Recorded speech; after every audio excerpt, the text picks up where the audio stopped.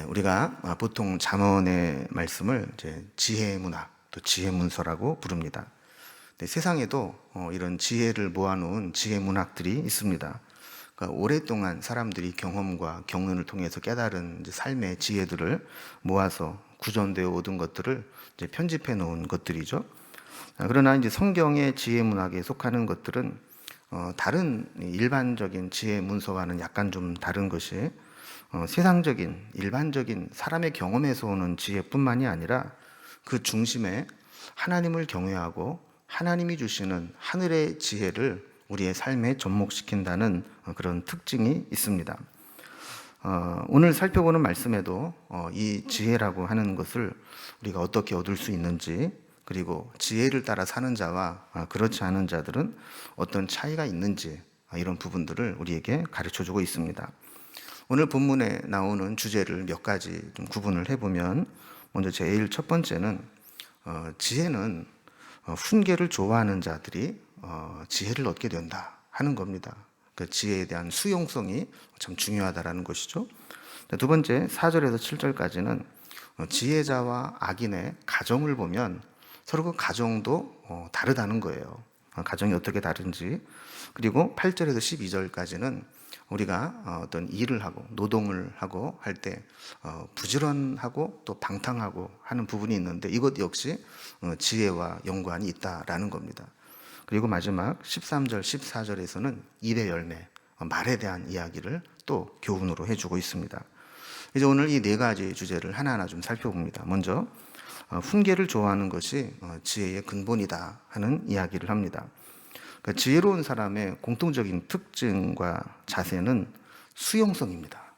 그러니까 뭐든지 잘 받아들이고 배우려고 하고 배워서 내가 잘못된 것이면 고치려고 하고, 이렇게 지혜에 대한 수용성이 있는 사람은 금방금방 성장을 하고 지혜로워지는 것이죠. 그래서 오늘 말씀 1절에도 보면 훈계를 좋아하는 자는 지식을 좋아하거니와 징계를 싫어하는 자는 짐승과 같으니라 그랬습니다. 여러분, 사실 우리가 보면 누가 훈계를 좋아하겠어요? 잘못을 지적당하고 너 지금 잘못 살고 있으니까 이렇게 고쳐야 돼, 이렇게 하는 말을 좋아하는 사람이 누가 있겠습니까? 사실 이런 말을 들으면 일단은 기분이 나쁘죠. 네가 뭔데 나한테 그런 얘기를 하냐, 이런 마음이 들 수 있습니다. 또 내 잘못을 알아도 그 잘못을 다른 사람이 지적했다는 것 때문에 자존심이 상하기도 합니다. 그러나 지혜로운 사람은 그렇게 기분이 좀 나쁘고 자존심 상한 게 중요한 게 아니고, 그런 훈계를 통해서 내가 알지 못하는 부분을 깨닫게 되고 고치지 못하는 것들을 고치게 되면서 내가 배우고 또 성장하는 모습을 맛보게 된다면 그 훈계를 기뻐할 수 있다라는 겁니다. 그러니까 훈계를 받을 때에 기분 상하는 것보다 훈계를 받고 고침으로 유익함이 훨씬 더 크다는 것을 아는 것이 지혜라는 거예요. 그러나 미련한 자는 징계를 싫어합니다. 그래서 징계를 싫어하는 자는 짐승과 같다 그랬어요. 근데 이 짐승과 같다라는 말의 원어적 의미가 뭐냐면 야만적이다 하는 거예요. 여러분, 우리가 사실 이만큼 사는 것은 우리가 알게 모르게 교육을 받으면서 배워왔기 때문에 그래요.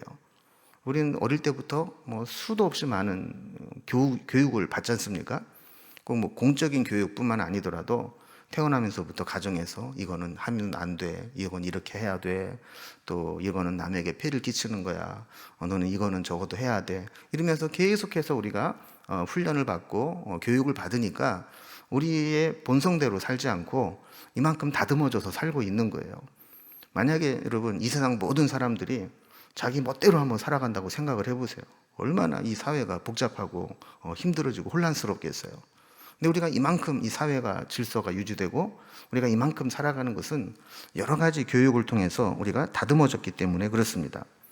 여러분, 만약에 사람이 태어나서 이런 교육을 전혀 받지 않고 짐승들 사이에서 그냥 의식주만 해결하고 살았다고 한다면 그야말로 짐승과 같은 거죠. 우리가 늑대 소년 그런 것처럼 사람다움이 없어지고 그냥 오로지 본능대로 짐승처럼 살 수밖에 없는 겁니다. 그래서 이기적이고 포악하고 잔인하고 욕심을 따라 살게 되고 이런 모습이 되는 거죠. 그러나 우리가 말씀으로 훈계를 받고 지혜를 깨닫게 되면 그제서야 비로소 지혜로운 사람다운 모습으로 살아가게 된다는 거예요. 그래서 2절에서는 선인은 여호와께 은총을 받으려니와 악을 꾀하는 자는 정죄함을 받으리라 그랬습니다. 이 선인은 문자적으로 말하면 선한 사람을 가리키는 거지만 여기에서는 짐승과 같은 본성을 따르지 않고 말씀과 성령의 은혜로 우리의 본성을 바꾼 사람을 의미합니다. 이런 사람은 이런 어떤 본능에 의해서 자연적 법칙에 의해서 살아가는 것이 아니라 하나님 말씀대로 살아가게 됩니다. 그러나 끝까지 자기 안에 있는 이런 본능과 짐승적 본능을 고치지 않는 사람은 결국 정죄함을 받게 된다 하는 겁니다. 3절에 보면 사람이 악으로 굳게 서지 못하거니와 의인의 뿌리는 움직이지 아니하느니라 그랬습니다. 여러분, 우리가 잠언을 요즘에 새벽마다 공부하면서 보면 우리 인생을 종종 나무에 비유하는 것을 보게 돼요. 여러분, 나무는 겉으로 드러난 것보다 사실 뿌리가 더 중요합니다. 뿌리가 깊이 내리지 못하면 바깥으로 나타난 가지나 잎이 무성하면 무성할수록 위험합니다. 왜 그렇죠? 바람이 불고 태풍이 불고 그럴 때 이 뿌리가 깊이 내려 있지 않으면 그 흔들림을 감당하지 못하고 뿌리채 뽑히기 때문에 그렇습니다. 그래서 악으로 굳게 서는 사람, 이런 사람은 굳게 서지 못한다 그랬어요. 그러나 의인의 뿌리는 견고하기 때문에 움직이지 않는다. 이 말은 어떤 충격과 시련이 와도 든든히 서 있는다라는 겁니다. 여러분, 이렇게 1절에서 3절까지는 우리가 무엇을 추구하며 살아가느냐, 또 지혜의 말씀을 접할 때 이것을 얼마나 수용성 있게 받아들이고 배우고 실천하느냐, 이것이 우리 인생에 정말 중요하다라는 교훈을 주는 겁니다. 자, 두 번째로 지혜자와 악인의 가정을 서로 비교합니다. 우리는 방금 지혜자의 자세와 태도, 수용성이 얼마나 중요한가를 살펴보았는데 오늘 본문은 지혜자와 이 악인의 이 차이가 가정에서 어떤 차이가 나는가, 이것으로 이제 설명을 해줍니다. 4절 말씀을 보면요, 어진 여인은 그 지아비의 면류관이나 욕을 끼치는 여인은 그 지아비의 뼈가 썩음 같게 하느니라 그랬습니다. 여러분, 남자는 아내를 잘 만나야 되고 아내는 또 남편을 잘 만나야 됩니다. 지혜롭고 어진 사람을 만나면 배우자 때문에 영광을 얻는다 그랬습니다.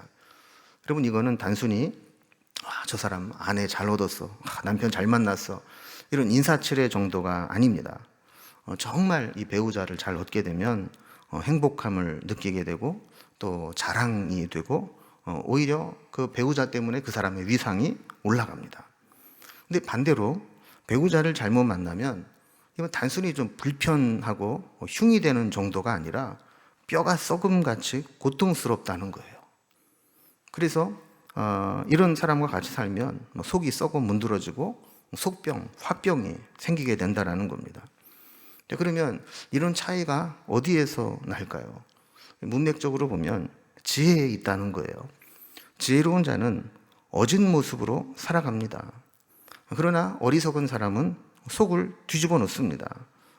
여러분, 이 어리석은 사람, 미련한 사람과 상대를 해보면 사람이 독해질 수밖에 없습니다.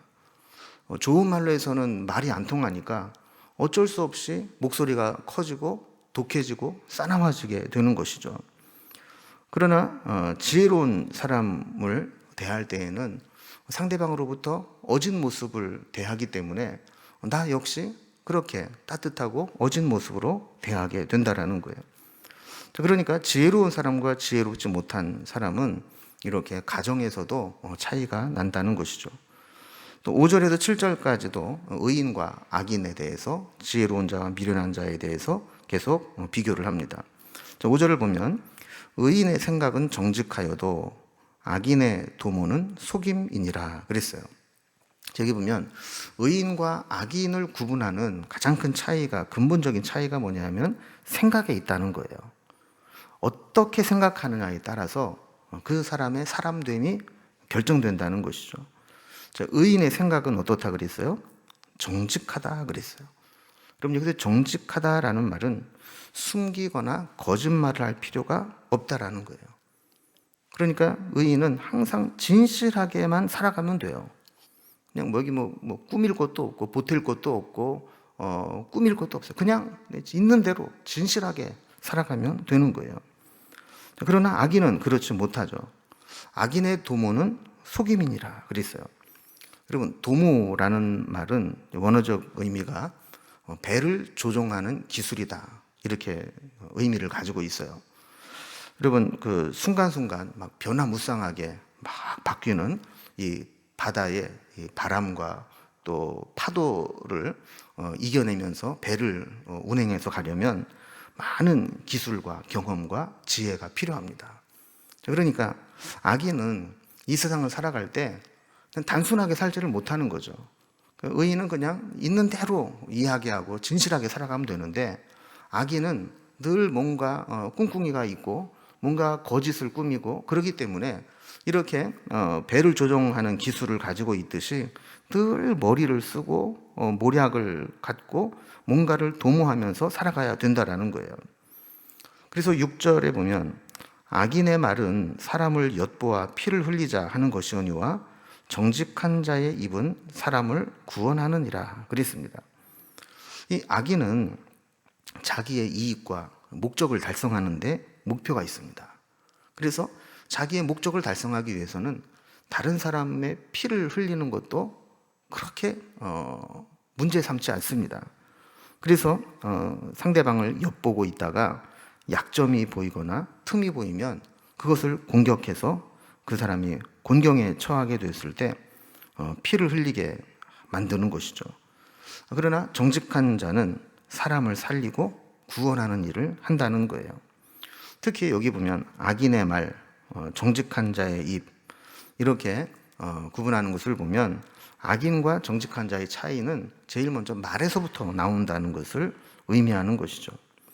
여러분, 이렇게 악인은 말로든 또 생각의 도모든 자기 목적을 달성하기 위해서 상대방의 피를 보더라도 자기의 계획을 감행하는데 성공을 한다 할지라도 진짜 중요한 것은 뭐냐면 하나님이 그 성공을 허용하시느냐 하는 거예요. 하나님이 그것을 인정해 주시고 그 악인의 성공을 그냥 그대로 봐주시겠느냐 하는 거죠. 7절에 보면 악인은 엎드려져서 소멸되려니와 의인의 집은 서 있느니라 그랬습니다. 여러분, 악인은 엎드려져서 소멸된다, 이 말은 아무리 상대방을 엿보고 피를 흘리고 자기의 목적을 달성한다 할지라도 하나님께서 그를 흩으셔서 다시 재기할 수 없을 정도로 다시 회복이 불가능한 상태로 만들어 버리신다는 거예요. 반면에 의인의 집은 서 있느니라, 어떤 상황에서도 굳건히 서 있게 될 것이다, 이런 이야기를 하는 겁니다.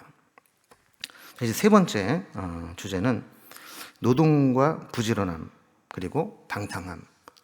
지혜자와 그렇지 못한 자는 이 세상을 살아가는 일의 모습에서도 차이가 난다라는 겁니다.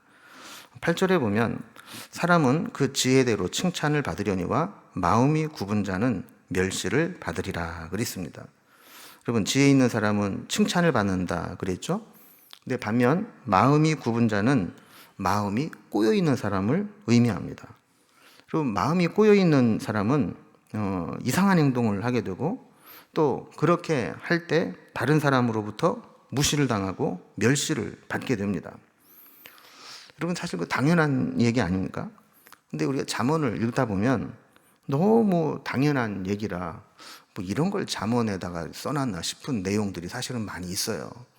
너무 이거는 일반적인 얘기고 잠언이 아니더라도 이거는 누구나 다 공감하는 이야기인데 이런 걸 또 굳이 가르칠 필요가 있나 싶을 정도로 그런 상식적이고 당연한 얘기들이 기록되어 있는 것을 보게 돼요. 근데 왜 잠언은 이런 이야기를 계속 반복해서 이야기하느냐 하면 사실 우리는 이 당연한 것도 제대로 실천하지 못하고 살아갈 때가 많다라는 겁니다. 마음이 굽고 마음이 꼬여 있게 되면 우리의 지혜는 제대로 작동하지 않습니다. 그래서 우리는 이것을 알면서도 감정을 조절하지 못하고 마음이 굽어 있고 이런 상태로 살아가기가 쉽다라는 것이죠. 자, 9절에 보면요. 비천히 여김을 받을지라도 종을 부리는 자는 스스로 높은 채 하고도 음식이 핍절한 자보다 나으니라 그랬습니다. 이 부분은 우리가 이제 우리말 번역이 살짝 좀 이렇게 어렵게 돼 있어서 의미를 문맥만 보면 좀 깨닫기가 좀 어려운데 의미가 이런 겁니다. 자, 비천히 여김을 받을지라도 종을 부리는 자는 그랬어요. 여러분, 사회적 통념상 멸시와 천대를 받는 직업을 가졌다 할지라도 그 일을 부끄럽게 생각하지 않고 자신을 종 부리듯이 열심히 살아가는 사람을 이야기하는 거예요. 그러니까 여러분, 어떤 사람은 내가 가장이고 내가 성숙한 성인이고 그렇다고 한다면 지금 내가 원하는 일을 하지 못한다 할지라도 그냥 놀고 먹는 게 아니라 아르바이트라도 하고 내가 뭐라도 할 수 있는 것은 하면서 때를 기다리는 것이죠. 그래서 이렇게 비천히 여김을 받을지라도 종을 부린다라는 것은 비록 내가 원하는 그런 일은 아니라 할지라도 지금 내 삶에 책임을 져야 된다면 나를 종처럼 부려서라도 그렇게 일을 한다는 거예요. 자, 그런 사람은 스스로 높은 채 하고도 음식이 핍절한 자보다 나으니라. 여러분, 이게 뭐냐면 남들 앞에서 허세를 부리거나 체면에 매여서 일을 하지 못하는 사람들이 있잖아요. 내가 어떤 사람인데 그러면서 그런 일은 나는 안 해.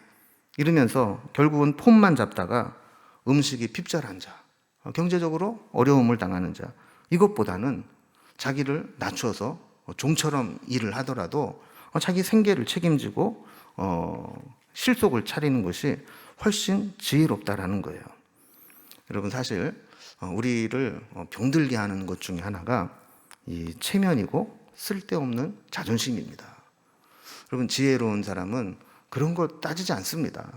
체면이 무슨 밥을 먹여주는 것도 아니고 또 체면이 나의 인격을 높여주는 것도 아닌데 왜 그 남들과 비교를 하고 다른 사람의 이목을 생각하고 또 다른 사람 핑계를 대고 내 인생을 바르게 살지 못하느냐 하는 거예요. 중요한 것은 내가 지금 처한 상황에서 열심히 성실하게 최선을 다하는 것이 진짜 지혜로운 것이라는 거죠. 그래서 지혜는 많이 알고 있다고 해서 허세를 부리거나 게으르게 살아가는 것이 아니라 내 삶의 형편에 따라서 노동과 수고를 신성시하고 부지런히 살아가는 것, 이것이 참된 지혜자의 모습이라는 겁니다. 또 10절에서는 우리 본성을 이야기하는데요. 의인은 자기의 가축의 생명을 돌보나 악인의 긍휼은 잔인이니라 그랬습니다. 여러분, 사람의 본성은 여러 가지 모습을 통해서 드러나는데 특히 짐승을 키우거나 짐승을 대할 때도 나타난다는 거예요. 악한 사람은 짐승을 키우는 목적이 빨리 키워서 팔거나 잡아먹기 위해서입니다. 그래서 악인의 긍휼은 긍휼처럼 보일지 모르지만 그것은 철저하게 이기적이고 자기중심적이고 자기 이익을 위한 것이고 만약에 나에게 가치가 없다라고 생각을 하게 되면 가차없이 폐기 처분시켜버리는 거죠. 이익이 안 되는 짐승에 대해서는 잔인하게 대하기도 한다는 거예요. 그러니까 예를 들어서 짐승을 키우는데 이 짐승이 뭐 병이 들거나 또 다리를 다치거나 그래서 상품성이 떨어진다. 그러면 진짜 지혜로운 사람은 가축이라 할지라도 긍휼력 잃은 마음으로 그를 잘 돌봐주는데 그렇지 않은 사람은 이거 나 키워봐야 돈도 안 돼. 그래서 잔인하게 대할 수 있다라는 거예요. 여러분, 우리는 기본적인 본성을 보면 그 사람이 하나님께 복을 받을 만한 사람인지 아닌지를 알 수 있는 거죠.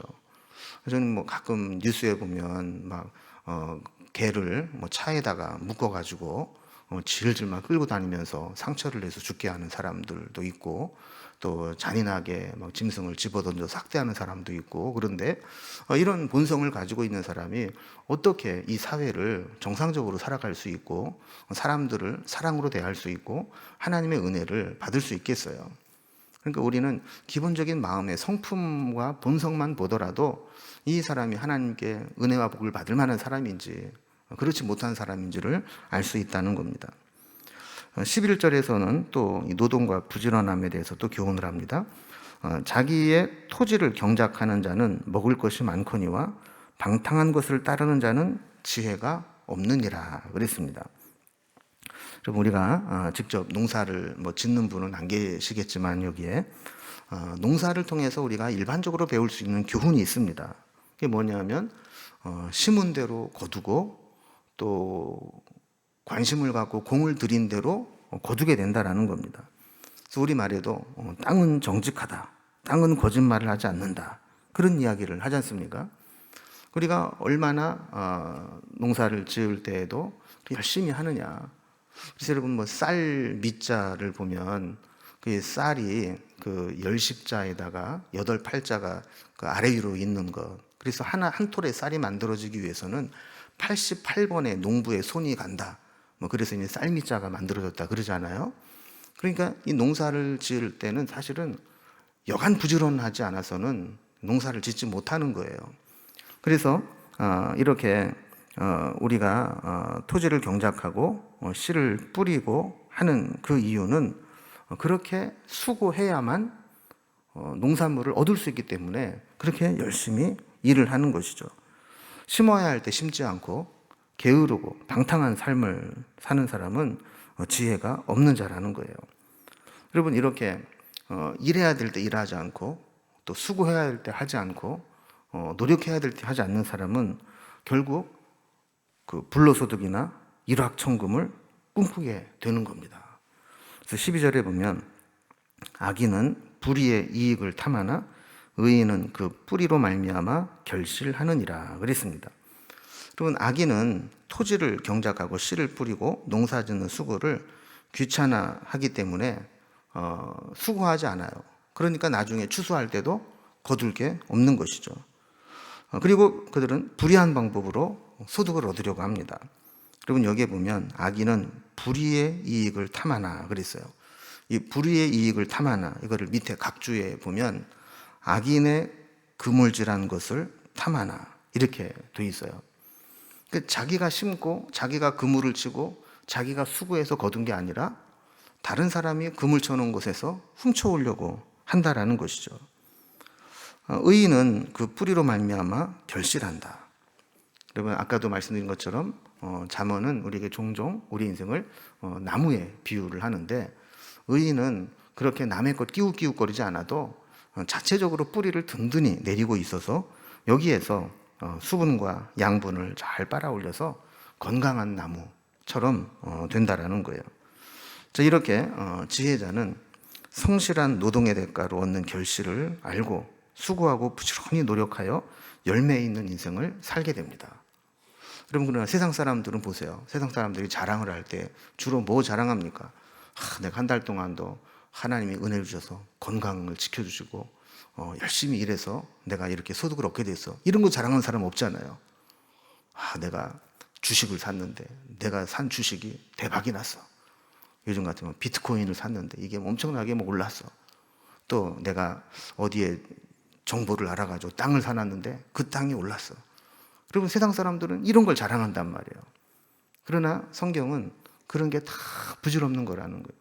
여러분, 요즘에 그 부동산 투기를 잡겠다고 하면서 지금 뉴스에 보면 하루에 한 번도 빠지지 않고 나온 뉴스들이 있잖아요. 정보를 이용해서 땅을 샀다. 이런 것들이 계속 나오면서 얼마나 수치스럽고, 나중에 이것이 재판에 가게 되면 또 있는 것, 부당 이익을 얻은 거 다 환수해야 되고 이런 일들이 나오지 않습니까? 그러니까 우리는 그런 세상적인 방법으로 불로소득, 내가 노력하지 않고 얻는 것, 이것을 우리가 기대하고 사는 게 아니라, 우리는 하나님이 은혜 주시면 건강하게 열심히 일해서 내가 수고한 대로 얻을 수 있는 것, 이것이 복이다, 이 생각하는 게 지혜라는 거예요. 마지막 네 번째로 우리 입의 열매, 말에 대한 또 교훈을 줍니다. 여러분, 우리가 이제 잠언 말씀을 이렇게 살펴보면서 거의 한 번도 빠지지 않고 매번 나오는 교훈이 말에 대한 이야기예요. 여러분, 그 정도로 말은 참 중요하면서도 지속적으로 반복해서 강조하지 않으면 쉽게 고쳐지지 않을 정도로 이게 참 어려운 문제라는 것이죠. 그래서 오늘도 다시 말에 대한 교훈을 줍니다. 13절에 보면 악인은 입술의 허물로 말미암아 그물에 걸려도 의인은 환난에서 벗어나느니라 그랬습니다. 여러분, 악인의 특징 중에 하나는 말에 허물이 많다는 거예요. 잘못된 말을 하고 또 잘못이 드러나면 그것을 정당화하기 위해서 또 거짓말을 하고, 거짓말을 유지하기 위해서 또 다른 거짓말로 은폐를 하고, 그러다가 어디에 걸려도 걸려서 거짓말한 것이 다 들통이 나버리고 마는 것이죠. 그래서 악한 자가 말을 하고 다니는 것은 마치 새가 사냥꾼이 쳐놓은 그물에 걸리듯이 자기가 한 말에 자기가 걸려 넘어지게 되는 그런 일들이 일어나고 만다는 거예요. 여러분, 요즘에는요, 여러분들은 잘 모르겠지만 저는 목사로서 얼마나 조심스러운지 몰라요. 이게 다 녹화가 돼가지고 유튜브에 올라가 있고 막 이렇게 되기 때문에 말 한마디 삐끗 잘못하면 이게 나중에 얼마나 큰 곤경에 처하게 되는지 모릅니다. 섣불리 말을 막 함부로 하거나 이렇게 되는 것은, 옛날에는 나 그런 말 안 했다고 오리발 내밀고 딱 잡아떼면 되는데 요즘은 그럴 수가 없다라는 거예요. 그래서 의인은 늘 말을 조심하고 삼가하고, 그리고 설령 실수를 해도 금방 자기의 실수를 시인하고 그 실수를 벗어나면 돼요.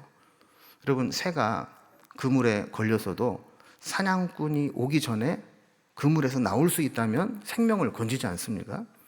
그런데 그 새가 그물에 걸려서 빠져나오겠다고 아둥바둥하다가 점점 더 꼬이면 나중에 사냥꾼에게 잡혀먹고 마는 거예요. 그럼 말도 마찬가지라는 거죠. 말도 내가 한 말 때문에 올무에 걸릴 수 있는데 그때 빨리 시인하고 바꾸면 거기서 빠져나올 수 있는 것이지만, 그것을 은폐하려고 자꾸 거짓말을 하고 말로 덮고 하다 보면 나중에 자기도 무슨 말을 했는지 모르고 자기가 한 말에 자기가 덫이 돼서 걸려 넘어지게 된다라는 겁니다. 14절에 보면 사람은 입의 열매로 말미암아 복록에 족하며 그 손이 행하는 대로 자기가 받느니라 그랬습니다. 여러분, 여기서 복록이라고 하는 것은 원어적인 의미로는 선하다, 아름답다라는 뜻이고, 한문으로 보면 복복에다가 녹을 먹다 할 때의 녹자예요. 그래서 최상의 부귀와 행복을 말하는 겁니다. 그러니까 악인은 말로 인해서 그물에 걸리지만 의인은 말로 인해서 하나님의 부귀와 행복, 복록을 누리게 된다. 그러니 말이 얼마나 중요한 거냐. 말 한마디로 천냥빚을 갚기도 하고 말로 사람을 상처 주고 죽게도 만드는 것이 바로 말이라는 겁니다. 오늘 말씀을 정리합니다. 사람은 그의 본성이 어떠한가에 따라서 말도, 태도도, 행실도, 살아가는 삶의 자세도 결정이 됩니다. 특히 본성이 좋은 사람은 교육을 하고 지혜의 말씀을 얻으면 금방 성장하고 지혜로운 사람이 됩니다. 그러나 본성이 안 좋은 사람은 아무리 교육을 해도 속 위에 경일기가 되고 교육 효과가 나타나지 않고 결국에는 지혜의 말씀을 들어도 그걸 무시하고 스스로 우매한 자의 길로 가게 된다는 거예요. 여러분, 우리가 만약에 좋은 본성을 타고 나서 말씀을 들을 때마다 그냥 아멘으로 막 받아들이고 그 말씀을 듣는 것이 기쁘고 말씀대로 순종하고 실천하고 변화되는 그런 성품을 가지고 있다면 참 감사한 일입니다. 그러나 나는 왜 고집이 그렇게 센지, 암만 말씀을 들어도 안 돼. 말씀을 들을 때는 그런 것 같은데 뒤돌아서면 또 옛날 모습이 나오고 이래. 이런 사람들은 사실은 우리가 지금까지도 못 고쳤는데 앞으로도 그거 고칠 수 있겠어요? 이걸 고치는 방법은 내 노력으로는 안 됩니다. 하나님의 은혜를 받고 말씀과 성령의 능력으로 우리가 새로워지지 않으면 우리의 본성은 여간해서 바뀌지 않습니다. 그래서 여러분, 저도 이제 잠언의 말씀을 계속 묵상을 하면서 이거 다 우리가 사실 몰라서 못 지키는 건 아닌데, 다 아는 건데 우리가 구절을 그대로 외우지 못해서 그렇지, 사실 읽어보면 너무나 당연한 얘기들 아닙니까? 그런데 우리가 그것을 고치지 못할 때가 많아요. 그래서 오늘 일단은 말씀을 들으면서 하나님 저에게 말씀에 대한 수용성을 좀 주세요. 말씀을 대할 때 나에게 주시는 말씀이다. 내가 말씀대로 살아야 되겠다. 이런 수용성을 주세요. 그래서 겸손하게 말씀을 배우고 성장할 수 있도록, 그리고 말씀을 들은 대로 우리가 변화되고 지혜롭게 살아갈 수 있도록 해달라고 하는 그런 마음으로 우리가 어떤 삶을, 어떤 상황 가운데 있든지 배운 대로, 말씀대로 살아갈 수 있기를 바랍니다. 이제 오늘